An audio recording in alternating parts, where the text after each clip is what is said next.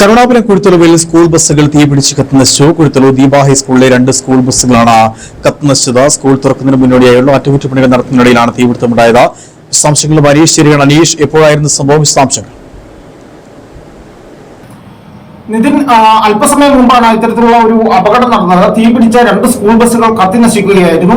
ഏതാണ്ട് 11:45 കൂടിയിട്ടാണ് ഈ ഒരു സംഭവം നടക്കുന്നത്. അതായത് തമിഴ്നാട്ടിൽ നിന്നെത്തിയ തൊഴിലാളികളൊക്കെ തന്നെ ഇവിടെ ഈ മെയിൻ്റനൻസ് ജോലികൾ നടത്തുന്നുണ്ട്. അതായത് സ്കൂൾ ബസ്സുകൾക്ക് സ്കൂൾ തുറക്കുന്നതിന് മുന്നോടിയായി തന്നെ ഫിറ്റ്നസ് നൽകേണ്ടതുണ്ട്. ഇതിനാവശ്യമായിട്ടുള്ള പെയിന്റിങ്, അതുപോലെ തന്നെ മറ്റ് വെൽഡിംഗ് വർക്കുകളൊക്കെ തന്നെ പുരോഗമിച്ചുകൊണ്ടിരിക്കുകയായിരുന്നു. അത് 3 ദിവസമായി വർക്കുകൾ നടക്കുന്നതായാണ് സ്കൂൾ അധികൃതർ പറഞ്ഞത്.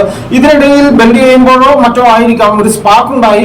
ആദ്യം ഒരു ബസ്സിന് തീ പിടിക്കുകയായിരുന്നു. അവിടെ പെയിന്റിംഗ് സാമഗ്രികൾ ഉൾപ്പെടെ ഉള്ളവ ഈ സ്ഥലത്തുണ്ടായിരുന്നു. ടിന്നർ ഉൾപ്പെടെ ഉള്ളവ ഉണ്ടായിരുന്നു. ഇതിനൊക്കെ പെട്ടെന്ന് തീ ആളിപ്പിടിക്കുകയും തൊട്ടടുത്ത് കിടന്ന മറ്റൊരു ബസ്സിലേക്കും തീ പടരുകയായിരുന്നു.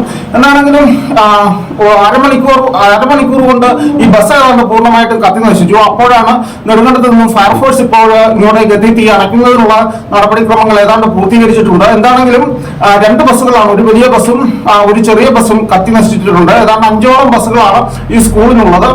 വലിയ നാശനഷ്ടമാണ് ഉണ്ടായിരിക്കുന്നതെന്നാണ് സ്കൂൾ അധികൃതർ പറഞ്ഞത്. നിതിൻ.